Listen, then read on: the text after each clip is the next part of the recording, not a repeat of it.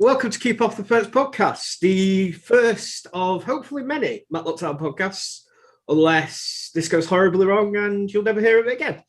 Joining me today is the man who is arguably the face of the Matlock Town FC TV channel. He is part of Derbyshire Media Company. He is part of Spy Radio. He's probably part of a lot of other things I don't know. It's Matthew Rhodes. Matt, how are you, mate? Hello, I'm very good. Yeah, how are you? Bored and sat watching rain, really. That's sort of the day-to-day at the minute. Yeah, I was watching some live sports and cricket in Australia this morning, and they had about a 20,000 crowd. It was very it was very depressing. Well, that's understandable. I mean, the amount of times I've woken up and looked and gone, "Hey, it's Saturday. It's football day," and it's just sat around. But we're not here to grimace at what has been. We're here to look forward.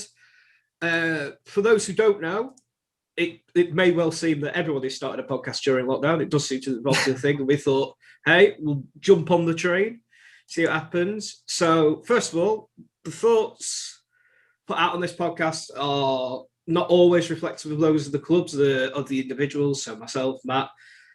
Going forward, we're hoping this is going to be a fortnightly thing. We hope to be having guests on, so people from the club. Not spoke to anyone about that yet, but I know a few, when we have mentioned the idea in the past, have been open to it, which is good.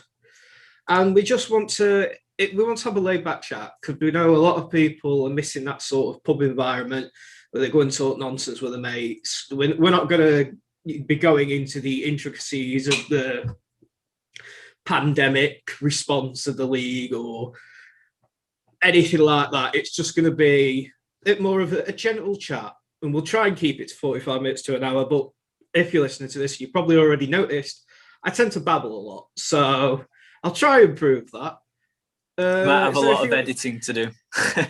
Oh, well, if anyone's seen the highlight videos, they know editing's not my forte. I will do my best.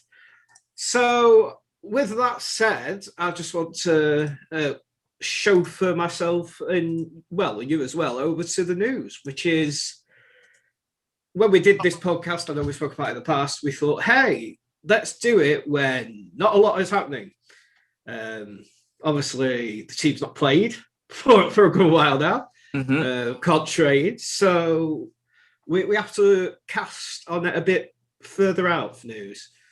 So first of all, we have to mention Zach Brunt, former Matlock Town player, current Sheffield United player, a young man who has quite the promising future. Made it onto Sheffield United's bench the other night. I can't remember who they're playing. Sheffield, was it against West Brom? Yes, it was, because they won 2-1. Sadly, Zach didn't get on the pitch, but for somebody his age moving forward to get that chance to be around that environment, it's such a huge plus. And for someone who had the pleasure of getting to know Zach and know his family and know how hard and how much to put into this, it's so great to see him getting those chances now. I know I think Zach had departed the club prior to you getting involved, Matt. But yeah. Do you know much about Zach, or? Not a massive amount, no. I'd not heard of him until I saw you mention him last season about sort of like the potential that he's got. So I know that I think he played for Matlock when he was very young, wasn't he? When he was 16. I believe, and I'm sure I will be corrected if I'm wrong. Do feel free to do that in the comments. I do get stuff wrong quite often, but I believe Zach was one of the youngest ever people to get in Matlock Town's first team. And the thing is, usually when you have players like that and you think, oh, is he going to struggle? Is the physicality going to be too much for him? Zach came in, and much like Max Hunt, who has also moved on to full-time football, he never looked out of place. And I know he's somebody that is just everybody who had any interactions with it. I know the lads in particular, Nathan Whitehead, Dwayne Wiley, Adam Yates, just name a few around at the same time. They have so much just general like towards Zach as a person, as a player. But as we've seen, to make the step up from semi-professional to professional is just a huge ask. But it'll be interesting whether he will make the grade long term now. Yeah, it will be interesting because I always like it when I see, someone that has played in non-league and then playing up at, the highest level domestically anyway. It is always interesting because recently I did an interview, a couple of interviews with people from associated with Stocksbridge Park Steels, because I was assigned an article to write about Jamie Vardy's time there, because obviously that was Vardy's first proper club within senior football. And the most interesting thing about it was, they obviously knew this guy was special and had the potential, but that does not mean at all that there'll be a success even in like League Two at any stage within the Football League, never mind the Premier League, because there's so many different factors that you've got to consider, because they obviously knew Vardy was extremely talented and purely on the pitch was way too good for Northern Premier League level.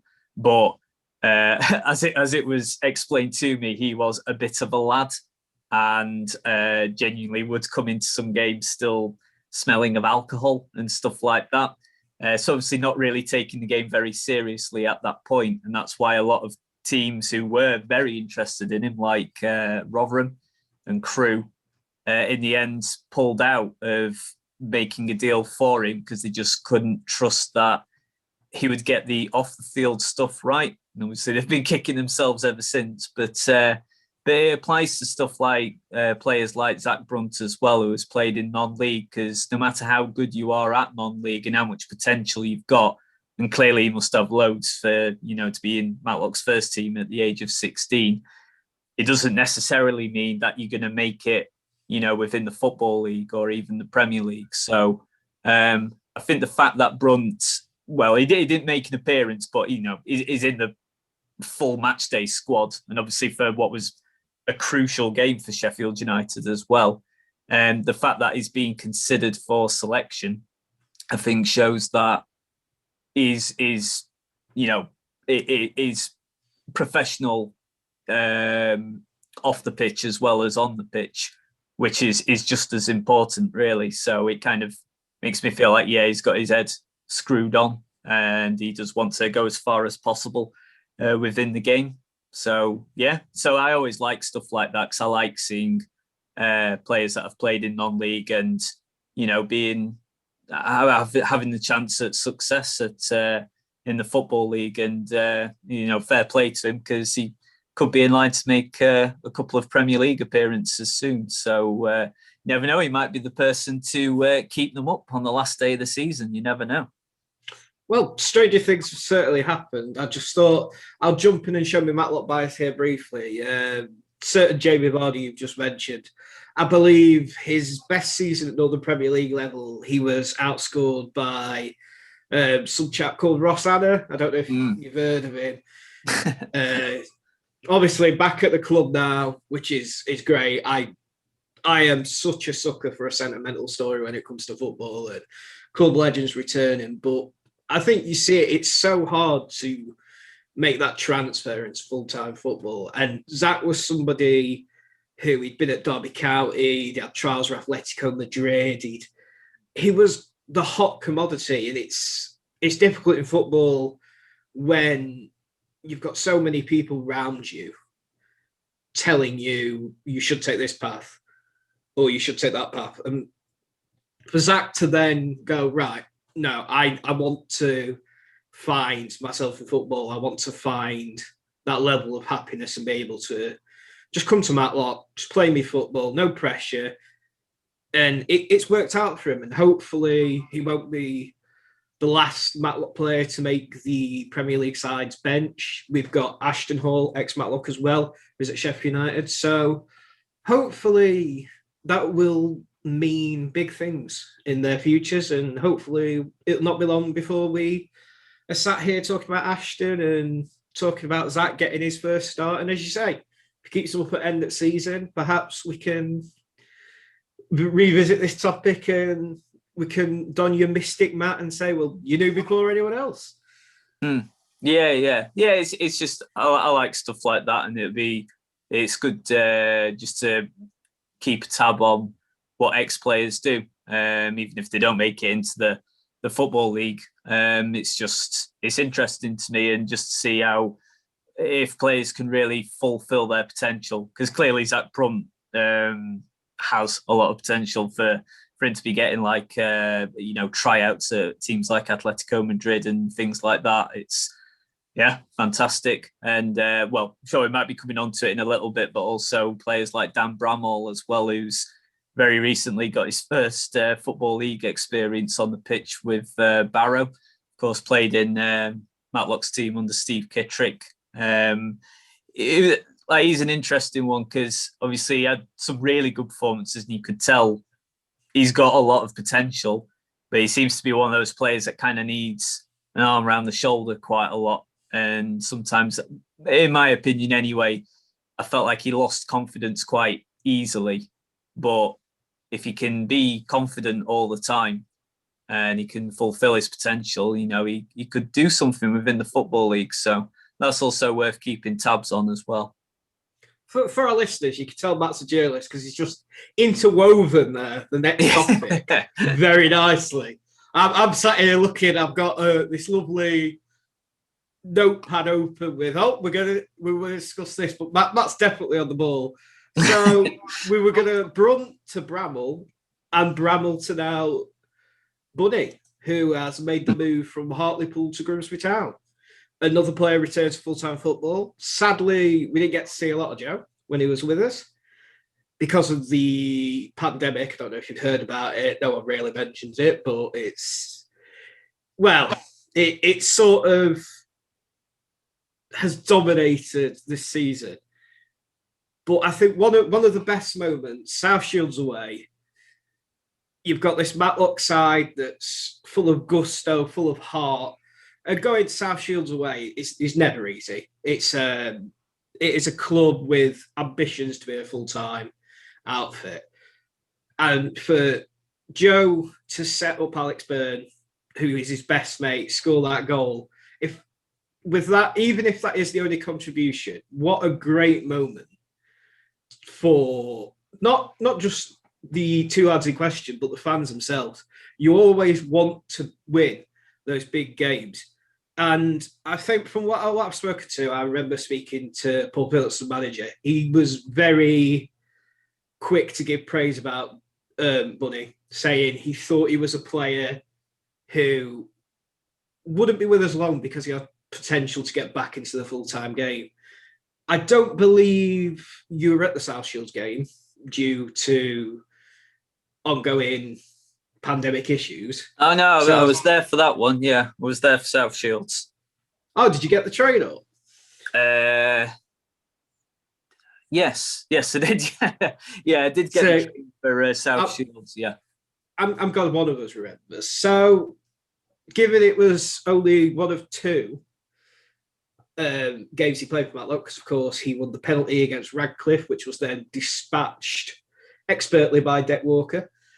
What did you make of Joe as a player in that short time? Yeah, again, clearly someone with a lot of potential. And obviously for someone, if he was actually playing regular football, obviously the circumstances that he's had within the past 12 months of, because I think he had quite a bad car crash, didn't he? And that's why he's suddenly gone from sort of like playing in the Football League just to try and get as many games as he can. To get him back up to that level, which he looks like he is now getting there for. So, I saw him, against South Shields, played really, really well. You could see how versatile he was, especially for that level, because I saw him play up front. And because I think Liam Hughes was suspended. That was his first suspended game. So I think Bunny played up front. But then he also played left back as well. and it was like overlapping the left wing in order for him to get that cross in for Alex Byrne to get the winning goal at South Shields. And and I watched his other game as well. Clearly someone that you could see playing in the Football League, and obviously is at that level now. It's just the big shame is that obviously one of the many shames with such a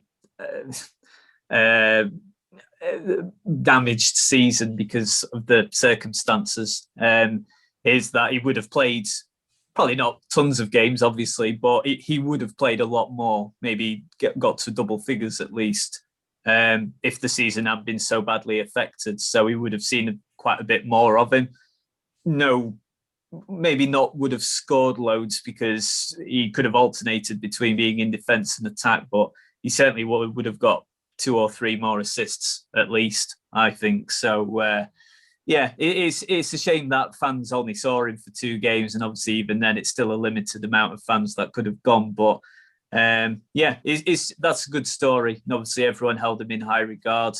It's good that he managed to get back up the ladder with Hartlepool, and now, hopefully he stays in the Football League because Grimsby are involved in a pretty big relegation battle right now. But it's just nice to see him back in the Football League at that level because, from what I saw, really, really good player and deserves to get that second bite of the cherry at Football League level.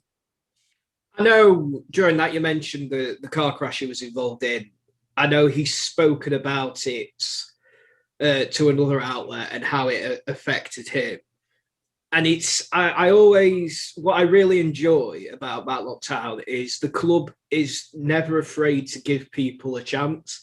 Yeah. So I think it's the great proving ground for players to come. And if it hasn't worked out for them elsewhere, it's a chance, a clean slate. And Paul Phillips, more than anyone, he is somebody who I feel if he believes in you, he will throw 100% behind you and he will back you to the hilt. And I think that shows with Joe especially. He's come in, I believe he was told, look, if someone comes in for you, and I believe Paul said this, then we won't stand in your way, but we feel we can help you out here. So for him to get these moves, I know when he joined Hartlepool, friend of the podcast, Jeff Stelling, welcomed him, of course. Is he a guest next week? Well, he follows us on Twitter, so stranger things have happened. I'm just saying, we're deep or so in the media world. Let them know, number 1 Matlock Town podcast. It is the only Matlock Town podcast that we're aware of, but that doesn't make us not number 1. So it could happen, of course. I was looking through to go off slightly topic because that's just, I'm a very off-topic person. I was looking through the verified followers Matlock Town Twitter has the other day. So you've got the likes of Jeff Stelling, Jim White, John Richardson, the comedian, of course. He's a big Leeds fan, yeah. Well, we'll not hold that against him. And just some names, and it will forever blow my mind that our family club in the heart of Derbyshire, it for a lot of people until the 70s and that great FA Trophy run, it really wasn't put on the map. So to see more and more people be aware of Matlock Town, I think it shows the ambition the club has. And to go back briefly, since I'm trying to do some journalism myself now, since we've mentioned the FA Trophy victory, myself and Matt, we just wanted to pass on our thoughts and prayers and just sadness at the passing of Peter Swan this past week. He is somebody who is a giant in Matlock Town's history. This is a man who took a team from a team that had just been festering in the lower reaches of non-league, a team he was told that it wasn't possible. I know I'm a big fan of reading back the newspaper clippings, the articles, and you go back and you read through them, and there's so many times he was told, yeah, you've done incredible work, but you've got this Matlock side as far as you possibly can. And to then not only taking Matlock to Wembley itself is, of course, an achievement, but to then take Matlock Town to Wembley to beat a fantastic Scarborough side 4-0, and just, I don't know if you've seen it yourself, there's a fantastic video, and I believe it's in the public domain, of the open top bus celebration that the club had when they returned to Matlock. I remember my dad telling me that when we played at Wembley, apparently there was that many people that went from the town that if you weren't, it was like the town was a ghost town. Yeah. If you weren't there, you were missing something special. And I know you did a fantastic article speaking to a lot of players who played in that game, and there was just this overwhelming feeling of love and appreciation to Peter Swan. If you've not checked out that article, you definitely should. Is there anything you want to add, Matt? Yeah, it was just it happened about 2 weeks ago. It might have been 2 weeks ago today, I think. It was just sad. Because I remember it just flashed up. I think it was Sheffield Wednesday announced it. Of course, he played for a long time at Sheffield Wednesday. That's where he played for the vast majority of his career. And and just saw that. And I knew he'd been ill for a long time because, well, initially I did want to interview him, but I got told by, I think, Tom Fennerty to say he's been ill for quite a while. So it would be very unlikely that you'd be able to speak to him. Which was a shame. But everyone that I spoke to, so Tom Fennerty, Nick Fennerty, Colin Oxley, and Keith Brown as well. They all, because I had a question about Peter Swan, but I think before I'd even mentioned his name, they'd already mentioned him themselves and said how much they liked him. So, and it was just really sad because obviously I think it has to be regarded as Matlock's most favourite manager among the fan base, obviously for people who were following them around the 70s as well, because he led them to Matlock's greatest triumph. But had a very interesting career when you look into it. Obviously played for England just under 20 times, and was in the 1962 World Cup squad, which was in Chile, I think. But he didn't play because I think he was struck down with an illness basically as soon as he got there. So he didn't actually make any appearances, unfortunately. But very interesting career, and obviously was held in very high regard by all the players that I interviewed. They all said he was. I think they all said he wasn't a tactical manager. He was very, very much a man management manager, and just was kind of. I think they all said he was a friend to them, not just their boss. He was a player as well at the same time. He was just a mate to them as well. And I think what struck me most in the interviews that I did last year, whenever they mentioned Peter Swan, was how he managed to ease the nerves of everyone before the game. So obviously, a huge game, would have been the biggest game for all of those players' careers at that time. For the vast majority anyway. And obviously they were the underdogs, and they were going to be playing at Wembley, obviously the bigger ground than what they were usually accustomed to. And just the stories of how he just calmed the nerves of the players, just to try and make it seem like they were just playing at Causeway Lane, not to take too much notice of how much bigger the crowd was than normal. It was clear that they all held him in very high regard. And he'd been ill for a long time, but still very, very sad. And you could tell by the tributes that came in for him that he was a very, well-respected figure, not just with Matlock, but with Chef Wednesday and England's national team as well. I just want to recount this quote from a fantastic tribute article that was written by Matlock Town's head pen, Ian Richardson. It made me smile in a time that I know was difficult. So I'm just going to read this out. Peter asked us to arrange a meal at the Old English pub in Matlock for the players. Everyone must have steak, he said, and they must also have a glass of wine. Our players having a glass of wine before such a big match, I asked. Sure, Keith, said Peter. Don't you worry. This will really lift them into a great frame of mind. Lee was totally correct. We won 2-0 and went to Wembley. That, of course, been a quote from Keith Brown in that article.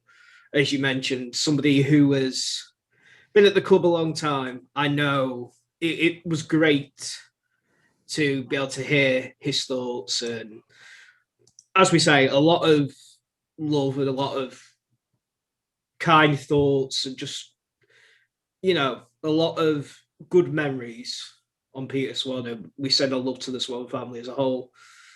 Now we're going to switch over to something a little different. We're going to talk about the season or lack of season for, I think, something like 12 games, wasn't it?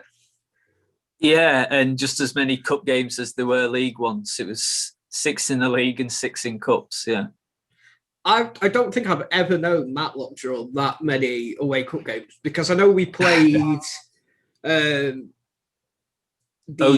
Black Country, yeah. Well, there you go. It's a mouthful for anyone. I'm glad you did it, because I don't think I'd have got it out. But I know we played them at the Proctor Stadium, but originally that was an away game. I know you in particular put some miles in, going here, there, and everywhere. I think it's something like 6 cup games, 6 league games. I think our last home league game was mid-October. Yeah. And it's devastating in a way, because I don't think any Matlock fan would deny when we went into the first lockdown, Matlock were teetering on the edge of possible relegation. Paul came in with a big job on his hands. So to go from that, Matlock would have stayed up, been a bit of a Stato, a bit of an Anorak Stato, going through and looking. I believe Matlock would have stayed up had the games gone to, had the league, been done on a points per game ratio last season. But you never want to be cutting it that close. However, this season, and as we've mentioned, Matlock, I think, has, along with Nantwich and a few other teams, had one of the lowest amount of games played. However, they did finish the season. If it has indeed finished, we're still waiting to see what the fine folks at the Northern Premier League have for us. They finished second with a 2.17 points per game average. Now, if you told me that at the first lockdown, I would have been shocked. My mind would have been blown, because I think looking at this season, to see the turn that Matlock have had, particularly in the defence and in goal, those clean sheets, they always say you build from the back. And I think what Paul is beginning to build, he now has a foundation. I would have been really interested to see where that Matlock Town side could have pushed. Is there any particular signing that has stood out to you? Yeah, Ryan Qualter. I think, well, they've made a lot of good signings, and obviously the squad's changed loads since the 2019-20 campaign. But I think Ryan Qualter would, for me, be the standout, just because when I was covering Matlock last season, so many games where they were just letting in silly goals, daft goals, and letting themselves down.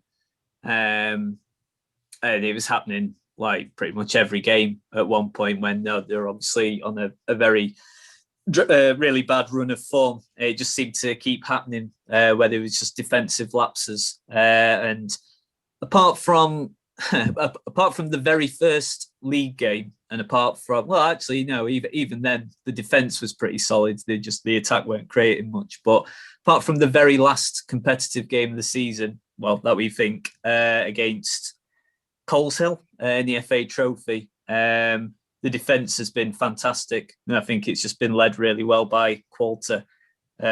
He's just solid as a rock. He's fantastic at getting the blocks in, not just at tackling opponents and staying close to his marker all the time.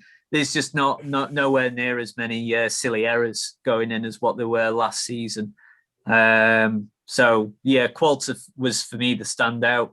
A little bit surprised he's even playing at this level. A little bit surprised he actually got let go by Alfreton. He can definitely still play at National League North, I would have thought. So yeah, Qualter was for me the standout. I'd say Liam Hughes a close second. I know the jury was out on him a bit after the first couple of games. I think some fans maybe saw him as, I don't know, maybe saw him as a bit too slow, maybe. I think that was some of the criticisms. But even then, the first couple of games when he hadn't scored, I thought he was working extremely hard, and his work rate was just 10 out of 10. And then when he finally got his first goals of the season, which was against Quan in the FA Trophy, is it? I can't remember. FA Trophy, so. I think. Yeah. When he got those couple of goals in, yeah, he never really looked back. I think he's been terrific because his work rate's just absolutely phenomenal. So good. You can tell why Philo, Wildy, Kate Coppin, why they all love him, because he's someone absolutely that you want in the team. And it's just a shame that obviously again the season, I mean, it's very unlikely to be returning, but you know, it got cut short before we could see Hughes and Ross Hanna as a front two, because it would have been really interesting to see how that would have gone. But it probably looks like we'll have to wait a few more months before we see that properly. Well, I know for a fact Philo cast his net wide when it came to his strike search. And I know he spoke to Liam in particular. Liam and Ross played together at Barrow, I believe. And I know as soon as Liam was asked, he said, I think my ideal strike partner would be Ross Hanna. So it's going to be really interesting what those two are capable of once we are able to come back in a safe manner. But I like how you've mentioned Ryan Qualter there. Anybody who knows me knows I love a classic old school centre-back, somebody who is not afraid to end up with mud all over the back and a few bumps and bruises going in for headers. And Qualter is just that as a player. And not only that, he's a leader, and there's so many leaders in that changing room this season. Yeah. So many people who take responsibility. I remember one of the first training sessions we had, the lads got together. I remember Liam Hughes, who is a fantastic advocate for positive mental health. I know you did a fantastic interview with him where he spoke about wands and what they do, which if you haven't checked out, you definitely should. I know he spoke and he said to the lads, like, if anyone needs to talk, you know, we need to look after our mental health, and I'm here for everyone. And you just felt like, and I think that's the greatest compliment I can give, not only the players, but the management as well. And I'm not sure whether you agree with this. It'd be interesting to hear your thoughts. There's definitely a feel of, we're all in this together. We're all in the same level playing field. We're all driving towards that one goal. And yeah. I think going forward now, that's the sort of attitude we need.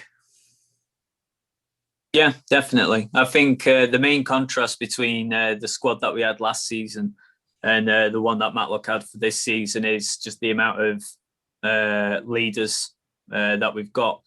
There was definitely a lot of quality in the season before, and that was the most frustrating thing about it, is that it was full of some decent players in there, like Dwayne Wiley, Dan Brammell, and Peter Cruz, players like that, who definitely do have a lot of quality, but it was just so inconsistent. And whenever the team went a goal down, the heads went down. And can't really think of any games at all, really, where in that season under Kittrick, where Matlock went a goal down and then went on to win. It would always have to be Matlock that scored first. So I think that's the main difference, is that you've got much more of an actual team of players. So even though you've got really good individual talents like Liam Hughes and Qualter, and players that maybe go under the radar like Mark Lees, that you've got a proper nucleus, like a team where you can tell, like, that these are a team that gel, that get on well with each other. And that's your main difference, and that's where the club need to keep going, whether this season comes back or not, whether we've got to wait till August or wherever for the next season to start. It needs to keep going in that same vein. Philo and Wildy definitely know what they're doing with that, because they're building a team of not just talented players, but people that actually give a damn about Matlock and wants to play for the club, that are not just there for a bit of money, or as like a stepping stone to get more money at a higher level club. They actually do. You can tell, like, with players like Liam Hughes, and obviously players like Adam Yates, but players like Sean Rowley as well, that they really do care about the club and really want to play at a level above with this club. And you can tell that. So that's your main difference, and that's where it's going to keep going forward, by having that sort of same spirit and atmosphere. Because I know I've spoken to Dave Wild a lot in past, and he's always said how he wants to bring the good times back to the club.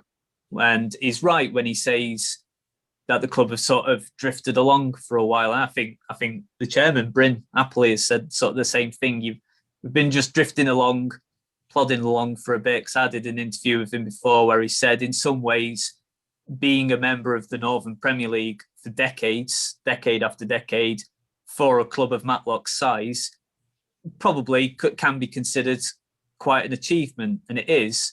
But they can also push on. And I think with, Philo in charge and Wildy in there as well, this is going to be the best way of going about it, I think.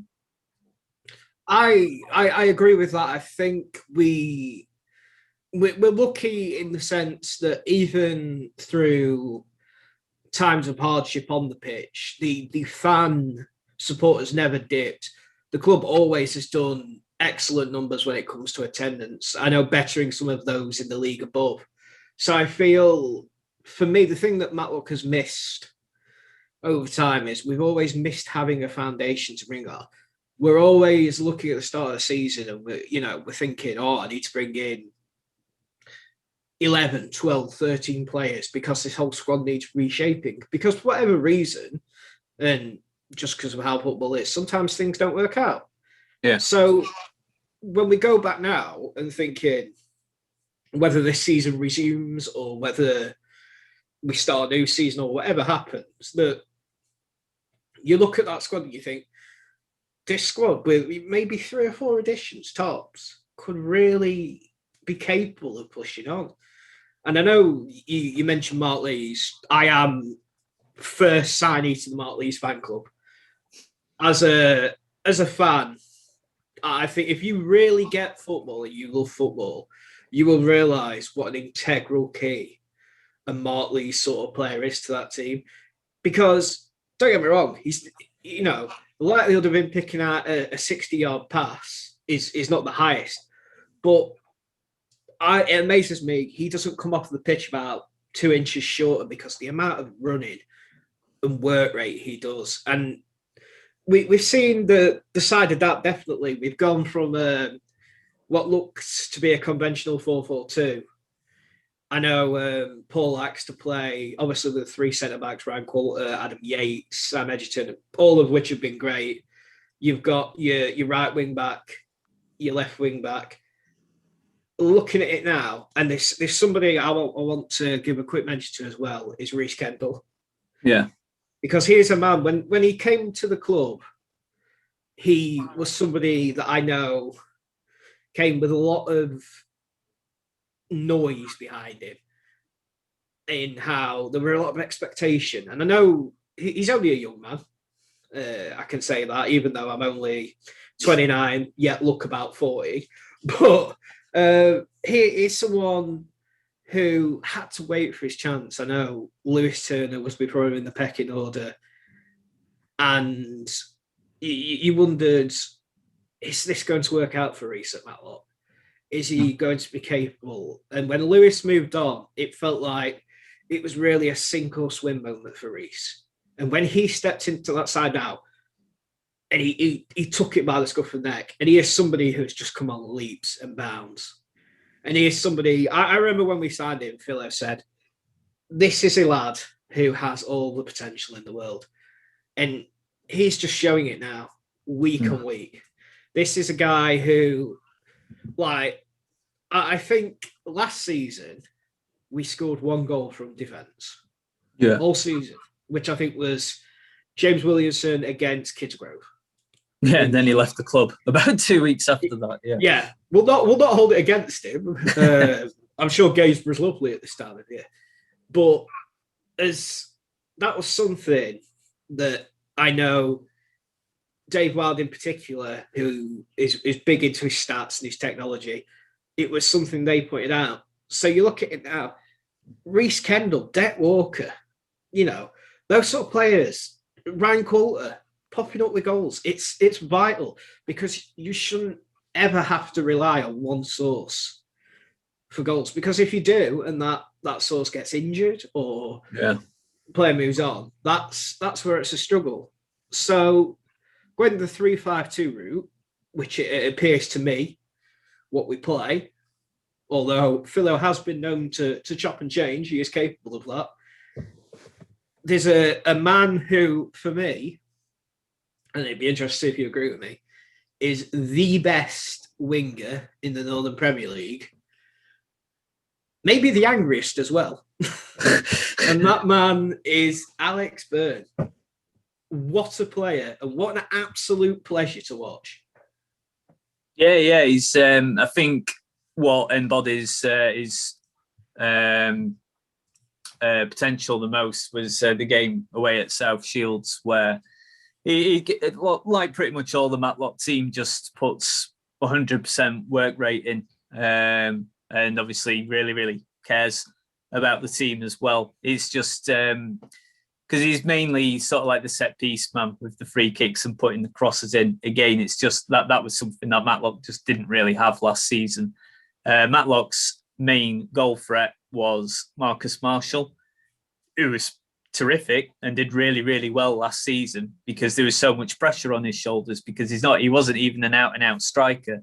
He was basically having to play as practically Matlock's lone man before Chibchalaka arrived.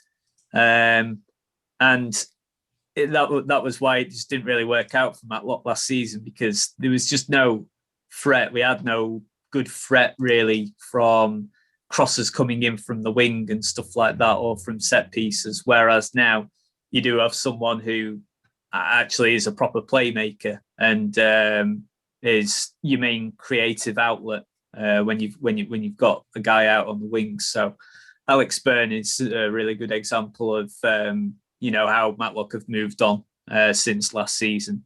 He's a really, really good player to have. He can be a bit gobby, if that's the right way to put it. I know he can. I know he actually got subbed off once. I'm not sure if I'm even allowed to say that, but I know he got subbed off once. He'll be on phone to you about this now. You've not heard the last of this, Matthew Rhodes. No, he got subbed off. Which game? Guiseley. We'll not say anything about the referee in that game, but he got subbed off in that game, running his mouth a little bit. But again, that is just something that wouldn't have happened last season, because barely anyone talked in the team last season. It was only really Adam Yates. And you need to have players that actually are passionate and, actually communicating with the team. Because last season, it was really only Adam Yates that did that. And now all of them do it pretty much. All of them. I remember when Matlock went down, not the last one against Coleshill, but Colville.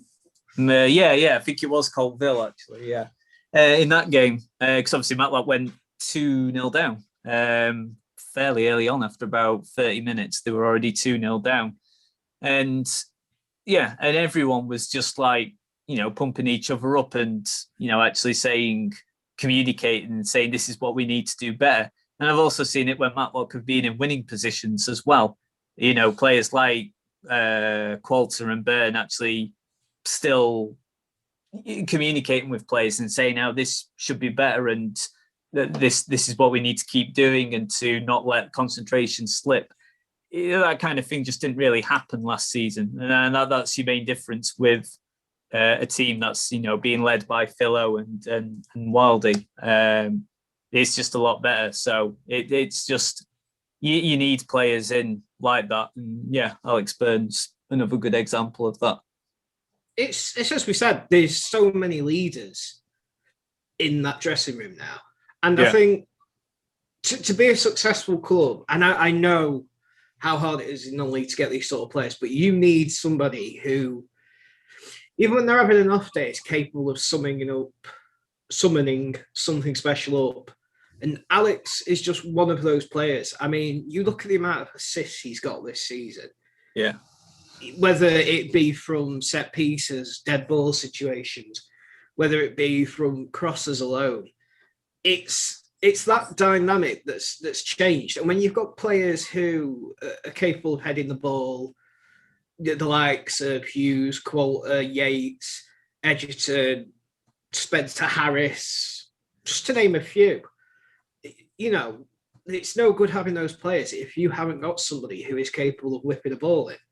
Yeah. And luckily, and through hard work of Paul Phillips and Dave Wild and his staff, we've got some sort of dynamic in that. And it's the biggest compliment that I can give to Paul and Dave is that the side, it's not just they get together on match days and that's it. This is a bunch of lads who are friends off the pitch as well. And you need to have that dynamic fighting, trying to battle all towards one target, because otherwise, and like we've seen in previous seasons at times, heads would go down, and it's confidence is something that doesn't always come naturally in football. So when you go a goal down, you're on a bit of a bad run, that'll hurt. So you need leaders to step up on the pitch. And I think there's a lot there for Gladiators fans to be cautiously optimistic, I'd say. Come in whenever we're back and looking at it and just thinking, we've got the platform, we've got the foundation now, and it's going to be really interesting. I hope we'll be able to get Paul and Dave on this podcast at some point to talk about their plans and their thoughts on the season, because they're both very intelligent, especially in football, and the people who I know when I've interviewed them and you've interviewed them, and not afraid to say what they think, and it's just the same off the pitch as well as on the pitch. Yeah, definitely. Yeah, I mean, I really like it because I feel like the interviews I do with Philo and with Wildy would not really be that much different if it was an unrecorded conversation that we were having at the Shorts Lounge bar. It wouldn't be that much different, to be honest, but I like it because it's just very natural. And, I know I'm getting honest answers, not like, media friendly sort of responses. I know I'm getting genuine ones. So yeah, that's always really appreciated. And that's why I really like interviewing both of them, because I think they are two quite different personalities. terms of at least how they sort of speak in the media. But I really like it because they're both very genuine and very, very honest. And yeah, like I say, the conversations that I have with them, well, when the Shorts Lounge bar was open anyway, when it was allowed to be, they weren't that much different really from when you were recording me and it was being videoed. So yeah, it is very refreshing to have that sort of relationship, because there has to be an element of trust between your media and your management staff, and I think we've definitely got that at Matlock. There's many stories I could tell about Dave Wild. Not sure how many of them will be allowed to stay in the podcast. He'll probably tell you all about it in a couple of weeks anyway. Oh, well, we'll have to get the bleep machine at the ready, I think. But he's someone I refer to as the Mad Hatter of football. He is a handful, but he loves the game, and he's just somebody who is so passionate that it's difficult to not back him and get on side with him, because he's got such this rich sense of humour as well. And Philo's the same. Philo's a bit more quieter, but he's somebody who lives and breathes the game. And it's an exciting time to be a Matlock fan. And I think from what we've seen in those 12 games, if we had to condense it down to a few sentences, it's promising. There's still room to build. And I think as things stand, we are a club that could possibly have ambitions to fight for a playoff spot, maybe for the Championship, if that is something, if we can keep this side together.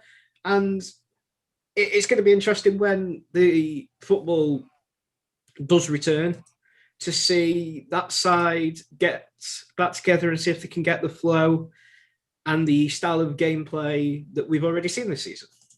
Mm-hmm. Yeah, it's I just finished sort of by saying on this topic anyway, by saying it is, well, obviously we all know why the season is probably coming to an end, and in my opinion it should at this point, because there'd just be too many matches to play between like a 3-month period. But it is such a shame that the season has come to an end, because it would have been fascinating to have seen where Matlock would have come. At the start, I thought top half would be really good for Matlock, but genuinely, sort of like within that sort of past couple of games, I was thinking, yeah, playoffs is a genuine possibility, and I need to be more positive about it, like Wildy was in particular, that they really were building something good. Because maybe there are better teams on paper overall, like South Shields, and well, it's going to come across badly. On paper, I would probably say Buxton and maybe teams like Basford. But in terms of the team spirit, when you add that into the mix, it was making Matlock a very dangerous prospect, I think. And teams like South Shields, who by all things considered were very unlucky not to go up last year and unlucky not to be in the National League North, won't have enjoyed playing the likes of Matlock, and they ended up coming a cropper against them. So yeah, I genuinely think Matlock had a real chance of being in the playoffs.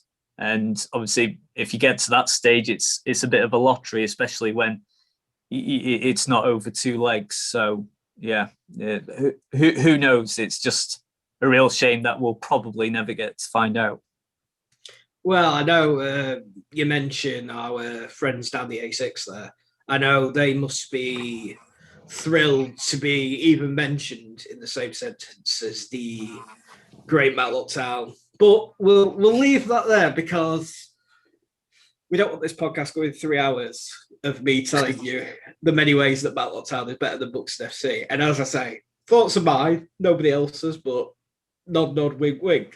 Right, that's the news. Normally it will be more condensed, because we won't have a season to review constantly.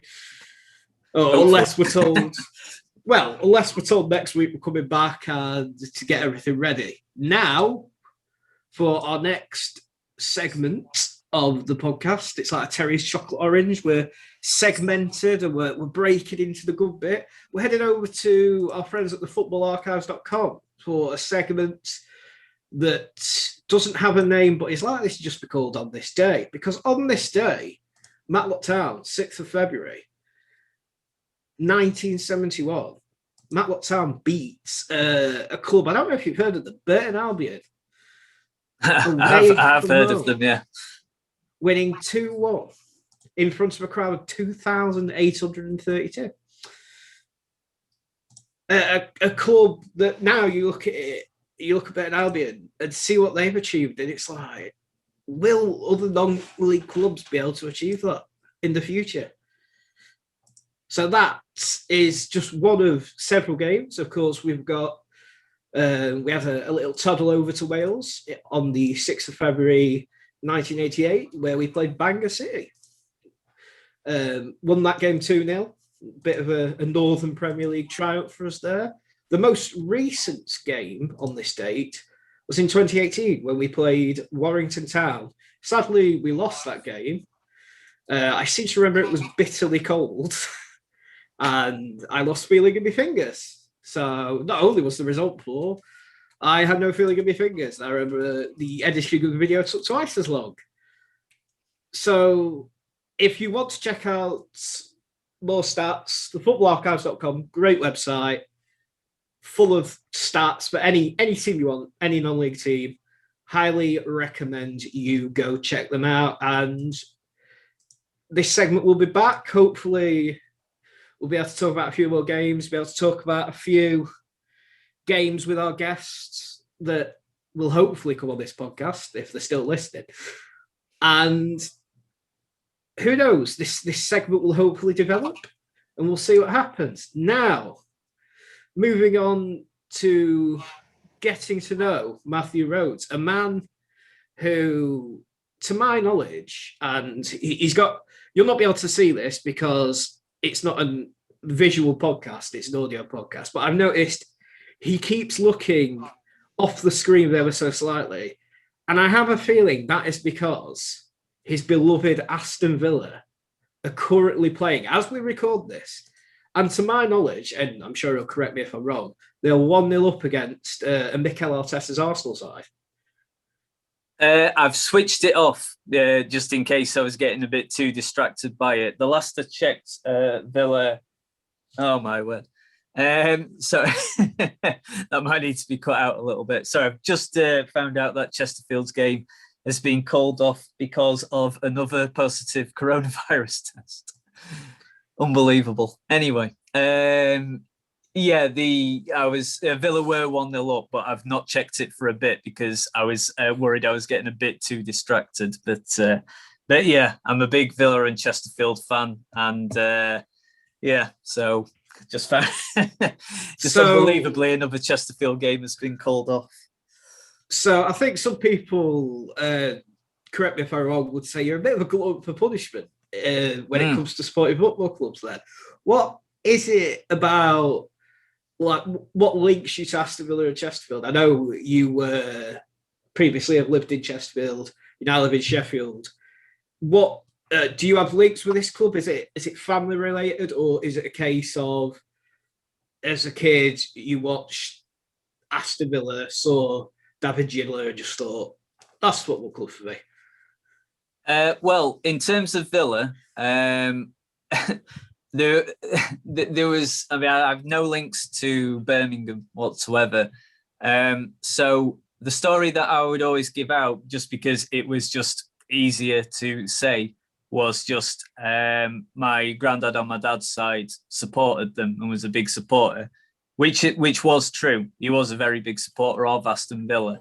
That happened to actually be a coincidence. The real reason why I supported Villa was because when I was about 5 years old and sort of getting interested in watching football, my two elder brothers were having a debate about who had the best kit and decided it was Villa. And then they decided to persuade me to support Villa when I was about 5 or 6 years old. So that is the actual reason why I support Villa.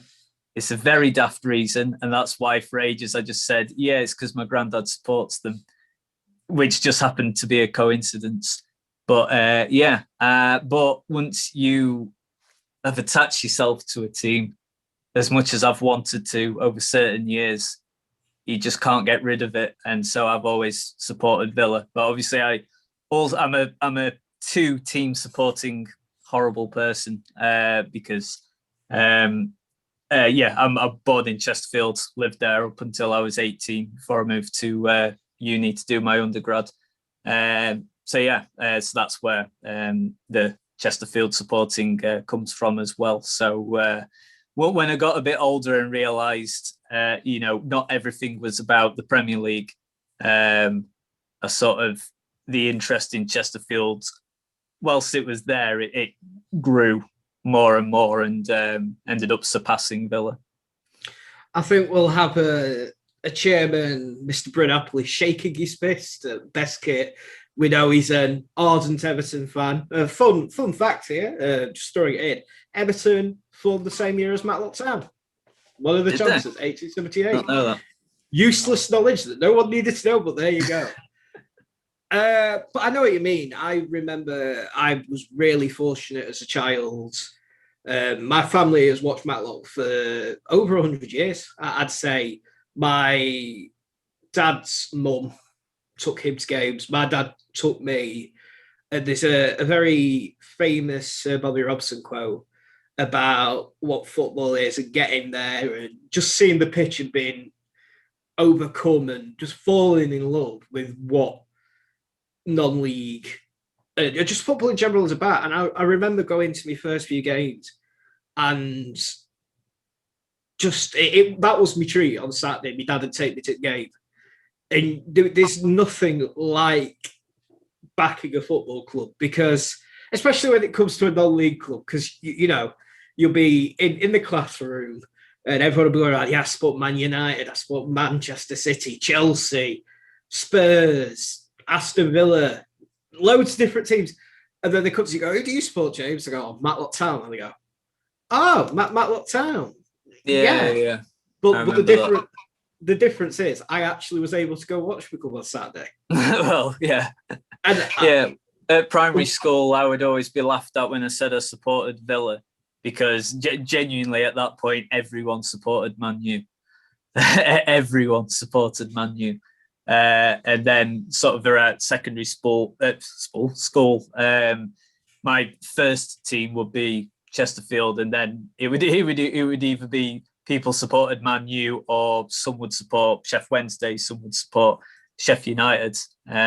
So it was still fairly rare for someone to say outright that they supported Chesterfield. But I think actually it is becoming more of a norm to, I don't know, make it so that there's not as much of an issue with saying, your first team is a team that might not even be fully professional, that it's semi-pro. I don't think it has the same sort of stigma as it used to if you were a teenager and saying that was your team.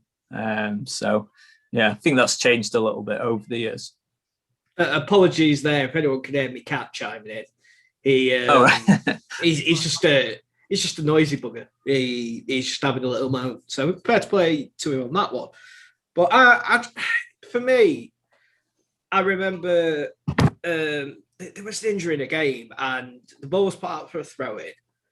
And I remember being stood with my dad and Danny Holland, who played for Matlock at the time, he was our big goal scorer. This was in his first spell. It just came over and I had a chat with my dad. Perfectly, just normal chat. And I remember just in my head thinking, this is our top goal scorer. And he knows my dad. And I think that's the great thing about non-league is you go into the bar after the game and the players there, you can just chat and you're not seen as just a number. You see, and everybody is in this strong knit community. Everybody looks out for each other. And it's that big sort of community vibe, which I think is pulling a lot of people into non-league, as well as how non-league football is more affordable than ever before. You know, it's rare now that you can have a £20 note in your pocket, go out, watch a game of football, nip into Chippy on way home, and still have change. Yeah. I think non-league football in particular, over the last sort of maybe 2-3 years, well, obviously this kind of season would have to be discounted, obviously, because of the circumstances of it. But I think it is getting more and more popular because I don't really have any evidence or stats to back this up. So this is just my hunch. But I just think because there is so much Premier League and Championship football on television, there is so much of it. Like even on like Thursday and Friday nights, there'll be a game on either in the Premier League or the Championship. I think because there's so much and there's so much money put into it that supporters of those teams, it kind of feels like a business primarily and not a sport anymore. Whereas your local non-league team is first of all a sport before being a business. So I think a lot more people are getting into the idea of at least having like a second team and actually going to watch them, because I think a lot more people are becoming a bit more disillusioned with the sheer amount of Premier Leagues. I mean, when I was a kid, you know, you would have, it was firmly set in tradition. So when I was a kid, so like say 95, 96, 97, you would have so like following Villa, you know, you would have 8 Saturday games and they all kicked off at 3:00. You couldn't watch them unless you were at the game. And then you'd either watch it on Match of the Day or you'd listen to radio coverage of it. And then you'd have a Sunday 4:00 game and you'd have a Monday 8:00 evening game. And they were your 2 televised ones. And that was it for the league every week. Whereas now it's not the same anymore. And I think people could become a bit disillusioned with it. You probably have like 2 games now that kick off at 3:00 on a Saturday because every other game is on television. And I feel like a lot of people, even like before the pandemic hit, kind of was getting a bit disillusioned with just how much money was being put into it. I think once things are back to normal, God knows when that might be, but when it is, I think you'll really see some good crowds for non-league, because especially with the amount of time that's passed where you've not been able to go as well. I think with the amount of time people have missed it and the chance to actually go to watch some affordable football again in person, I think it'll end up being that non-league football will end up becoming more popular than it ever has been. I think a lot of football clubs, in my opinion anyway, forget as well that it is the people's game. It's not about, and I know football clubs have to run themselves as businesses and they have to, you know, they have to stay in profit, but more so than ever, I feel that sometimes fans are looked at as just a number, and I feel that rips the heart out of what makes football football. And like you say, those 3 p.m. games or the 7:45 kickoffs on a Tuesday, for a lot of people, football is almost a religion. And I've always said those times, the 3 p.m. kickoff, the 7:45 on a Tuesday, they bookend my week. That's something that when I've spoke to fans in the past and they've said to me, that's what they look forward to. They work hard all week. They, in their spare time, they just want to come and watch some football. They want to be entertained. They want to enjoy themselves. And, you know, you spoke very briefly there about football on telly. You look at how many packages you need now to watch. If you want to watch every Premier League game, you need about 15, 16 different packages. Yeah, I mean, I've got BT Sport, and I mean that's enough for me. I mean, I'm still getting it free because of the circumstances that we're all in. so I'm able to watch sort of like this stuff, and there's still plenty to go by. Like there's still not really a day that goes by where there's nothing to watch in terms of football. I could have watched football this morning. I could have watched Australian soccer at like 8 a.m. if I wanted to. And that's what I mean. There's just so much on. It's crazy. I mean, as well as the English game, the British game, I can still watch French football on there, German football. I can watch German second tier football. I mean, it is good, but I think it pushes people, I think, more into when actually watching a game live, actually at the ground. I think once things are back to normal, it's going to push more and more people into actually watching non-league in person, which I think is a good thing, because it kind of feels like your non-league is still what the sport was originally intended to be, whereas your top flight league is now your business, really, more than a sport, if you see what I mean. Oh, for sure. There's elements that come in. I know lads that have dropped into non-league who have been in that academy setting at clubs in full time, and it can knock the stuffing out of you, and it can take away your love of football. I know for me, I only support one club, always have done, Matlock Town. That's my club, for better or worse. And you look at it now, and I watch these games through totally legal means, and as I'm watching them, I'm thinking, I'm not enjoying this, because it's just making me realise how much I miss being down at the Proctor Stadium, how much I miss even the silly things, like, the rattle of the tannoy that's struggling to handle the bass from the latest Dua Lipa song, or, the smell of Bovril that someone's having 3 rows down. And you don't get that. That is something that I don't feel the big wigs at these channels will ever be able to replicate. So there's a real beauty to non-league that if you listen to this and you've got this far in and you've never been to a non-league game, firstly, I'm just going to presume you click something by accident and you don't know how to get off this, which in that case, thanks for listening. But if you are listening to this and you live far afield, I know we now have a Matlock Town Brazil fan account, which will forever blow my mind. That some lovely chap in Brazil dropped us a message and said, "Do you mind if I translate your post into Portuguese so I can share it with people who enjoy your football this side of the continent?" And that will always blow my mind ever so slightly. So if you ever get the chance after the pandemic, don't come over during the pandemic, of course. Yeah, don't do that. No, you don't want to be spending a lot of money on a quarantine hotel. But if you ever get the chance to visit a non-league game, whether it be Matlock Town, whether it be somewhere else, I implore you to take the opportunity, and you'll not regret it. But talking about non-league, and we've seen Chesterfield slide into non-league now, which is unfortunate for any Spirax fan. I know a good portion of my family are Spirax fans, but I don't hold that against them.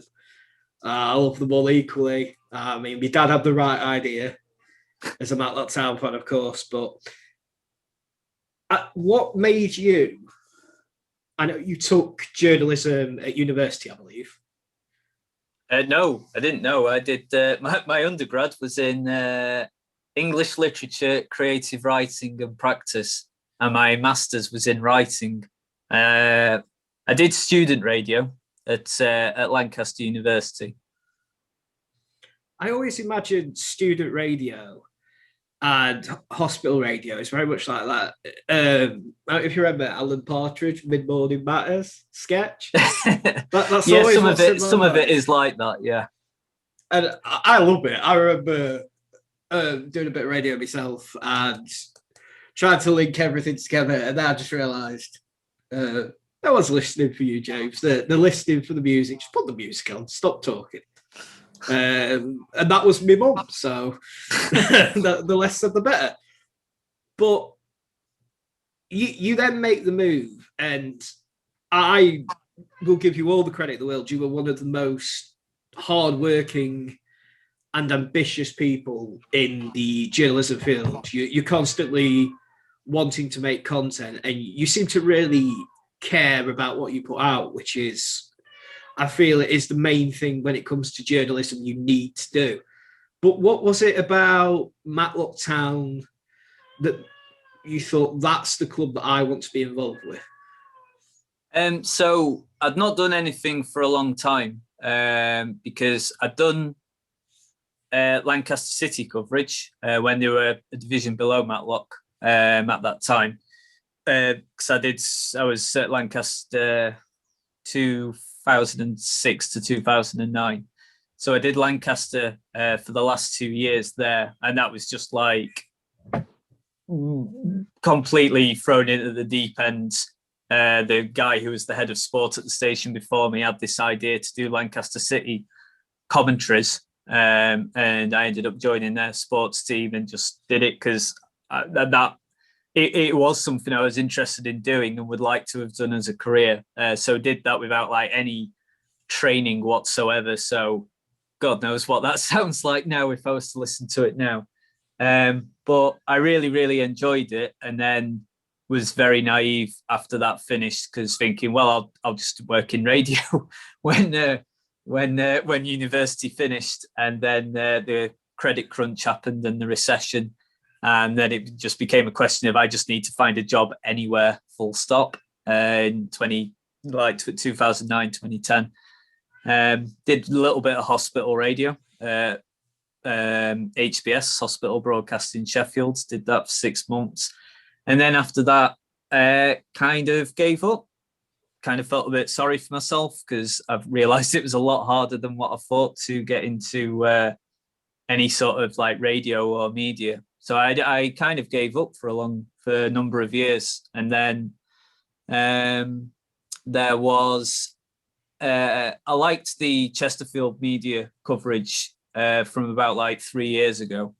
Graham Smith and a guy, can't remember his name now, that covered the team. And if any of you sort of have an idea of what it was like supporting Chesterfield at that time under the Dave Allen, Ashley Carson era, probably have to be a bit careful with what I say here, but it was a very challenging time to be a supporter. But I always enjoyed how the club was covered media-wise, and I thought it was just really impressive. And I just decided to write an article just off my own bat about how supporting Chesterfield was one of the worst, like most depressing teams to support in the country at that time, which sort of went not viral, but like half viral.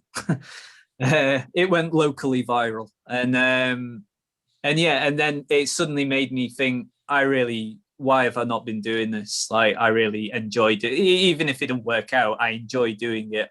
I should be doing this.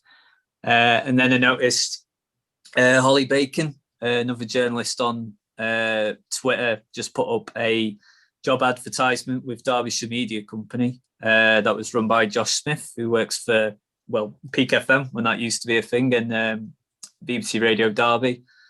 And just got in touch with him and just said I'd be really looking to just do anything. Like, I'm fully aware it's volunteering, like I'm not going to be paid for it or anything like that, but I just want to get experience again and start the basis again to try and make a career out of it. And he said the best team for you to cover that he thought in terms of, what would be good for me and in terms of location would be Matlock Town. And so, yeah, and to be honest, I didn't know a massive amount about the club, not loads anyway. And I knew, like, we'd always play Chesterfield would always usually play Matlock pre-season, and I knew Matlock had a very nice ground, although I'd never been there. That was kind of all I knew, really. So I kind of went into it blind, but in a way that was like a good thing because it was like a fresh slate and to just start afresh and really get myself really invested in it. And then, after the first game I did, so the first game of the last season, home against Bamber Bridge. And just after the game, felt amazing. It was just kind of like, God, like, why have I not been doing this like throughout my 20s? Because I'm 33 now. And I was just like, I just don't know why I've not been doing stuff like this before because I just enjoy it so much. Like, I really enjoy reporting on football and pretty much any sport, really. And so, that's why I try and do as much as possible now. Probably more than what I should be doing because of time constraints, but that's why I try and do as much as I can to make up for lost time because I spent a lot of my 20s doing just kind of bog standards call centre work, which is really not something I'm interested in doing at all. And I should be doing stuff like this. So that's kind of why I do so much now because I enjoy doing it. I don't see it as work. If you enjoy it, I don't really see it as work because it's not a challenge. It's just something I'm passionate about, and I'm passionate about doing a good job for it.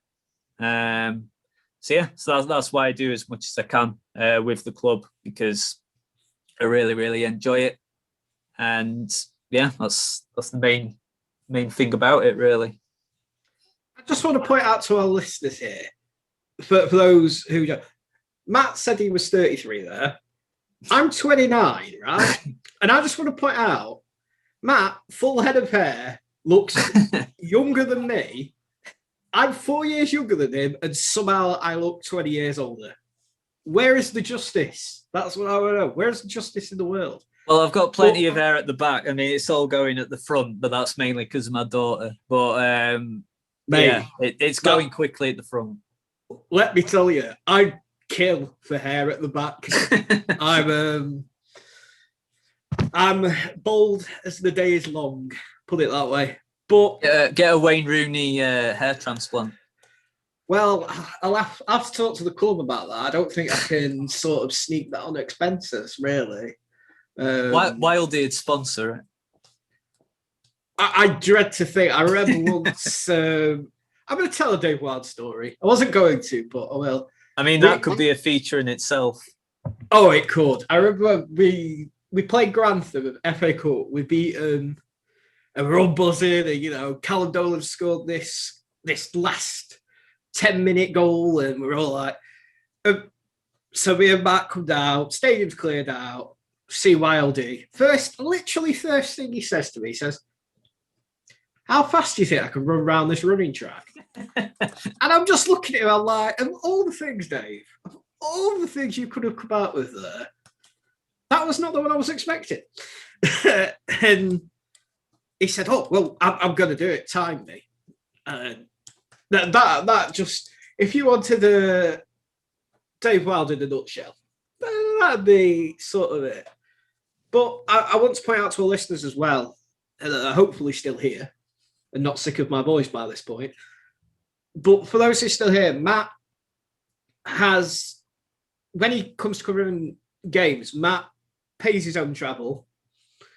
A lot of it, trains, as we know, not the cheapest.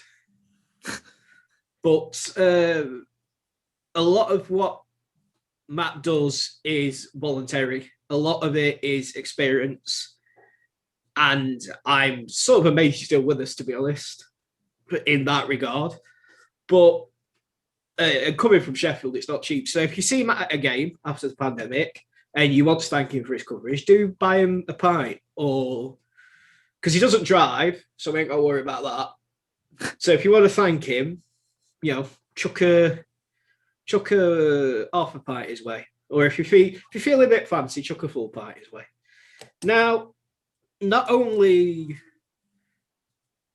is your work life changing, your personal life is changing, because for those who don't know, you and your lovely fiance which I'm not sure. I know you're engaged. I don't know. I mean, it's not really a time to be setting wedding dates, I guess, at the minute, is it? No, absolutely not. But you became a father for the first time. How are you finding that and the challenges it brings? I love it. I absolutely love it. It is. It's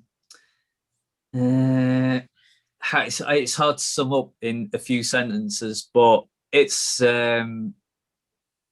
just everything that I sort of hoped it would be. It's just been surpassed like 100 times over. It's just amazing, and you fully learn more about. You learn, how do I put this without it coming across really corny? It's difficult. Well, the cornier the better.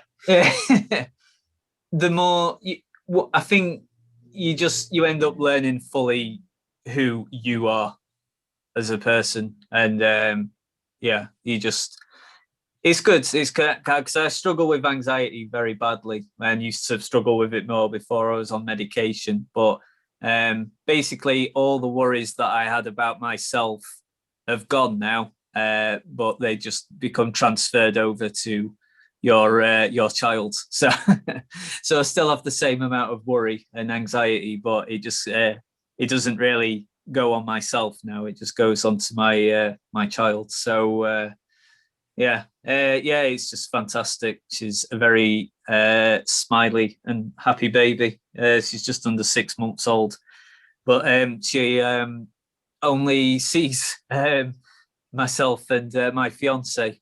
They're really the only people that she ever sees on any sort of regular basis. So it's she's been born at a very unique time. So the main reason I just want everything to at least go almost back to normal is just so that I can actually show my daughter what normality actually looks like, because what you've experienced all your life isn't actually what should be happening. It's very, very strange. I know for anyone who follows me on social media, any pictures you put of your daughter, she is constantly smiling. She is clearly an extremely happy little girl, and she's not afraid to be vocal as well. I know we've had phone calls in the past. She's very, very key to put in her thoughts as well. Do you think, are you going to try and push for her to be a football fan, push for her to be a Villa or Chesterfield fan, or are you going to let her, make her own choices when it comes to football fandom, if that is something she's interested in? I will push her into not being a Mansfield Town fan. Well. But no, I won't push her into anything. No, whatever she wants to do, she can do. I don't want to be one of those that kind of kind of pushes her into anything if she don't want to do it. But yeah, I like the idea of once she's old enough, I'd love it if she was in, even if it was just a little bit interested in. Well, it doesn't have to be football, any sort of sport, because there's not really many sports I dislike, to be honest. I like most things. So yeah, I'd love it if I was able to just, go to games with her. It doesn't have to be when I'm working or anything like that. Just, like going to a Chesterfield game to watch a game as a fan whenever I'm next allowed to do that. Might be about a couple of years off, but yeah, because it's just good for bonding and stuff like that, because I always felt it's a good relationship I have with my own dad, like when I go to Chesterfield games, because he was always too busy. He was always usually working when I've got two brothers. My eldest is not interested in football, but the other one certainly is. But he didn't really go to Chesterfield games with him because he was usually working on Saturdays at that time. But now, because now that he's self-employed and not doing as much now at the age he is, we're able to go to games together, and that's just it's just a nice thing to do. It builds your relationship up even more. So, yeah, I'd really like the idea of that if she's interested in football. But if it's clear she's not bothered, I will, I'll just have to have another kid. Well, your fiance's not in earshot. Bit of family planning. She's upstairs. She hasn't heard anything about that. So, let's hope she don't listen in there. But I hear that around Christmas time, you purchased a secret weapon to get your daughter into football. And that secret weapon was something that is available on the Matlock Town online club shop. That secret weapon is known as Matlock Monkey. Now, you've purchased a few things from the online club shop. What would you say? Would you say the Matlock Monkey has become the figurehead of your daughter's toys? I'd say the Matlock Monkey is a major player. Yes. She really likes the Matlock Monkey. She plays with him a lot, tries to eat him a lot, which is not advisable. But as long as one of us is supervising her at all times, then she likes playing with him. It's very, very good. What else? I've got other stuff from Matlock as well. I think you got a mug at a game. Yes, I've got a Matlock mug as well and a postcard because my mum loves postcards. So I got her a postcard as well. But there's loads of things now on the club shop though. I think that's easily the most merchandise I've ever seen the club have. It's brilliant. And I just want to add, when Matt says he got a Matlock mug, he wasn't referring to me. I just want to put that out there. But the online club shop is something that has taken off in a massive way. Graham Corker, I bow down to your merchandising powers. He is somebody who's constantly working. He's got these big ideas, and you go online now, and there's so much stuff. And the best thing about it is it's good quality stuff. It's not stuff that is cheap or nasty. I recently purchased Joel Perkis. Odd link for you there. I recently purchased some jogging bottoms and a hoodie from the online club shop. And I have to say, it's some of the comfiest clothing that I own. Graham has gone out of his way to secure really top fabrics so you're getting your value for your money. I know recently the online club shop did a free delivery in January. Graham came to me and he came to the club and he said, look, I know money's short for a lot of people around Christmas. We've just had Christmas. I want to make it so our fans are able to still purchase items but save a little bit of money. So genius idea there. So definitely, if you've not had a chance to look at the online club shop, this is your chance. Have a mosey on over, have a look round, purchased a few things. Valentine's Day is coming up. What says I love you more than a Matlock Town pencil case or, Matlock Town keyring? Or if you're feeling rather fruity, a Matlock Town monkey. Ideal for any occasions. But the time has come to wrap this up because my shopping is coming at 3 p.m. And I believe if I talk anymore, Matt's ears might fall off. Well, I was going to watch Chesterfield against Aldershot Town, but that's not happening. So I imagine that means another 10 days of self-isolating for Chesterfield. So I think that probably means our FA Trophy Wembley dream is over because I don't think we'll have time to get it rearranged. Well, if it's any plus, I do believe that Aston Villa have won. They have, yeah. They've beaten Arsenal 1-0, yeah. Very happy. So at least you've got a small bit of something to get you through the day. It is. So I just want to go through again for those who have forgot from the start of the podcast, because I have no idea how long we've been going. Could have been hours, could be days at this point. But for those who are listening, this podcast is the spiritual successor of the Keep Off the Fence fanzine that was run in the 90s, the very early 90s. It ran for 19 issues, and it's something we want to keep within the club roots. So we brought the name back. We've been very excited to do this. I want to thank Matt for giving me the time to record this.